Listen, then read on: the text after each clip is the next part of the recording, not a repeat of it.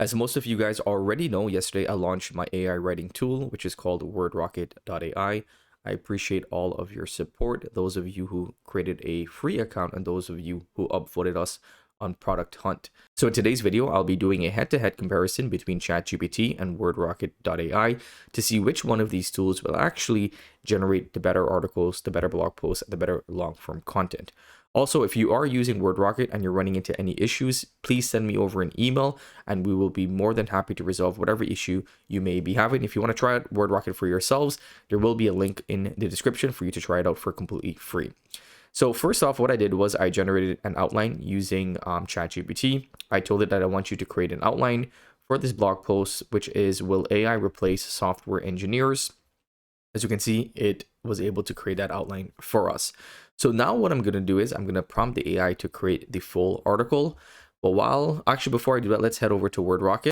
So I'll be using the one-shot blog post generator, and I'll be telling the AI to generate me an article about the topic, which is, will AI replace software engineers? And we're going to include an FAQ. We're going to write in a professional tone for entrepreneurs. We're not going to include any business information. We're going to include one internal link, which is just our website. For call to action, we're going to tell the AI to include read more about this topic. And then for editorial style guide, we'll tell it to write in a professional, easy to read tone. And we're going to make sure that we're using GPT-4 Turbo. So now that everything is set up, we can get started with generating the article on WordRocket. So while that is being generated, let's head back over to ChatGPT. And this is the outline that I got back from ChatGPT for the same topic. We get an intro, we get understanding AI and software engineering, AI tool for augmentation, preparing an AI integrated future, and a conclusion. For the most part, I would say that you get pretty good outlines from both tools. If we head over to WordRocket, we can see the outline that we were able to get back here. Will AI replace software engineers? Intro, the fear, the argument, future predictions, call to actions, and so on. And we also get that internal link there, which is pretty good. So if I head over to ChatGPT back again, I then went ahead and prompted it to create the full article. So now I want you to write the full article, include lists, tables, bolded words, also include this internal link and the call to action. So I wanted to make sure that the comparison is apples to apples. So I made sure to include the same prompts with ChatGPT. So this is the full article in which we were able to get back from ChatGPT. As you can see, it's not bad. Will AI replace software engineers? An in-depth exploration, and we get a nice little table there, and we also get that internal link. Overall, this word count was about 600 words, I believe. Yep, so about 641 words.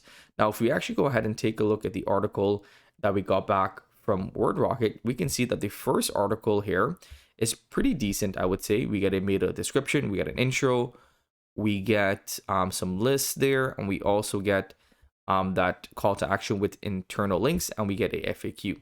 So if I go ahead and copy over, let's go ahead and do a quick word count for this content here. So will AI replace software engineers? It's about 1100 words. So we are able to get a much longer article from WordRocket on our first draft compared to ChatGPT. But of course, this can be much better, and that's why we have the ability to expand the article. I've already expanded the article. That's why you don't see that feature there. But once you go ahead and you create your article for the first time, then you'll be able to expand the article so it's much longer. And we also get some additional titles and descriptions just in case you wanted to play around with those. And you also get a key takeaway. So that is for the first article. So ChatGPT gave us 600 words. WordRocket gave us about 1100 words. Then we went ahead and expanded the full article using WordRocket and also expanded the full article using ChatGPT. And these were the results in which we were able to get back. Let's look at ChatGPT first. As you can see here, it went ahead and expanded the article. It's definitely a little bit longer, but in all honesty, it's not that long compared to what we were able to get back before from ChatGPT.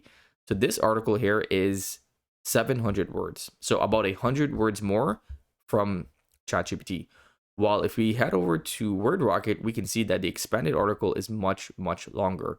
So as you can see here, there's a lot more content. They were able to expand in each section, include some lists, some tables, FAQs, and a call to action. And then we also get the titles, meta descriptions, and a key takeaway. So in terms of word length, let's go ahead and take a look at this. This content is about 2,400 words, which is really, really long. If you include the titles, if you include the key takeaway, it's about 2,500 words. So this is really, really long compared to ChatGPT, and it's much more in depth. It has a lot more relevant content, and the article flows really, really well. And that's because of the process in which we're using. We're generating the article first using GPT-4, and then we're expanding it using GPT 3.5. And because of that, it's, in my opinion, the article is much more relevant, more high quality. It flows a lot better compared to some other tools, because some other tools, what they do is they generate each section individually and put it all together as one article. And sometimes that's why you may lose the flow of the article, right? So I really like these articles because if you go ahead and read through it, it makes sense. It flows well, and it's very relevant to the topic in which we're writing about. And also, when you're using WordRocket, it's very easy for you to copy over your content and paste it onto a Word doc or paste it onto your website. So all you have to do is you can go ahead and click copy, but that will copy the full content. But you can, if you want to save time, you can just copy over the expanded article. The download feature will be working very soon as well. We just had some issues with that.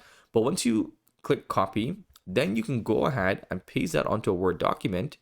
And this is what the article will look like.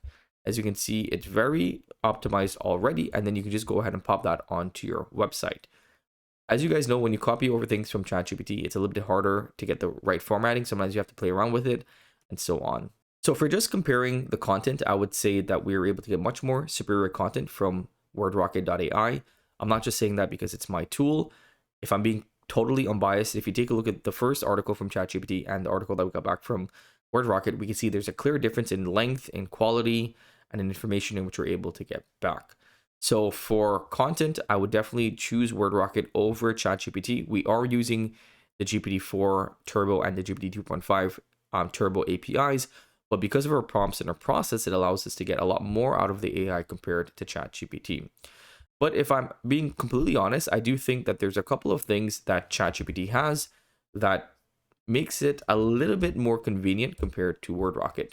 Number one is going to be the ability to create images, because it's a multi-model tool and they have DALL-E 3 integrated. We can create an image quickly for that blog post, while at the moment we do not have the ability to create images for a blog post using WordRocket. So that's one feature that we do not currently have that I think ChatGPT actually makes things a little bit easier with. But we do plan on adding images in the near future for WordRocket. Now let's go ahead and take a look at the cost of that article. Today is March 21st. That was the first article in which I generated. That article, which is 2,500 words, costed me about 0.17 or 17 cents, right? Which is really, really cheap. And most of that cost actually came from using GPT-4 Turbo, right? And GPT-4 Turbo is actually going to be less of the content, while GPT 3.5 is going to be more of the content, because that's where you actually expanded. So 0.17, which is 17 cents, is very, very cheap for an article. So if you're generating a lot of articles per month, that will make things a lot easier for you to be able to generate content. So that means if you wanted to generate about 100 article per month and 100 articles at 2,500 words, that would only cost you $17, which is pretty crazy when you think about the savings in which you're getting. And you compare that to any other tool, it's much more cost effective, because again, you're being charged directly by OpenAI. So not only are you able to save some money, you're also able to save some time and write really high quality content quicker using WordRocket. So if you guys want to check out WordRocket for yourselves, I will leave a link for the tool in the description below today's video. If you are using the tool and you run into any issues, send me over an email at support@wordrocket.ai. Just send me over an email if you're facing any issues when using the tool. So if you guys want to check it out, I'll leave a link for WordRocket in the description below. I hope that you guys enjoyed today's video, and I'll see you in the next video. Peace.